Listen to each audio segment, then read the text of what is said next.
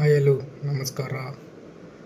ಕೇರಳ ರಾಜ್ಯವು ಮೊದಲ ಸಾಕ್ಷರತಾ ರಾಜ್ಯ ಎಂಬ ಹೆಗ್ಗಳಿಕೆಗೆ ಒಂದು ಪಾತ್ರವಾಗಿ ಈಗ ಮೊದಲ ಕಡು ಬಡತನ ಮುಕ್ತ ರಾಜ್ಯ ಎಂದು ನಿರ್ಮಾಣವಾಗಿದೆ.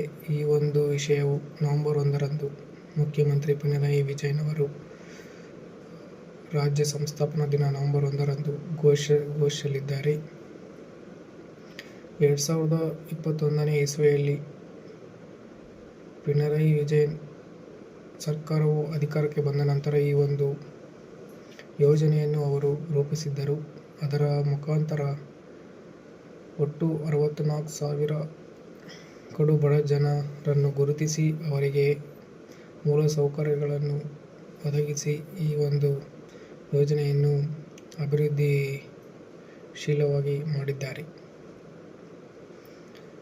ಈ ಒಂದು ಯೋಜನೆಯನ್ನು ಬೇರೆ ರಾಜ್ಯಗಳು ಅಳವಡಿಸುವ ಮುಖಾಂತರ ಎಲ್ಲ ರಾಜ್ಯಗಳು ಒಂದು ಬಡತನವನ್ನು ನಿರ್ಮೂಲನೆ ಮಾಡಬಹುದೆಂದು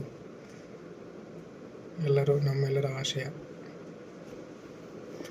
ಕಡು ಬಡವರು ಎಂದರೆ ವಿಶ್ವಸಂಸ್ಥೆ ಮತ್ತು ಭಾರತ ಸರ್ಕಾರ ಪ್ರಕಾರ ಒಬ್ಬ ವ್ಯಕ್ತಿ ₹190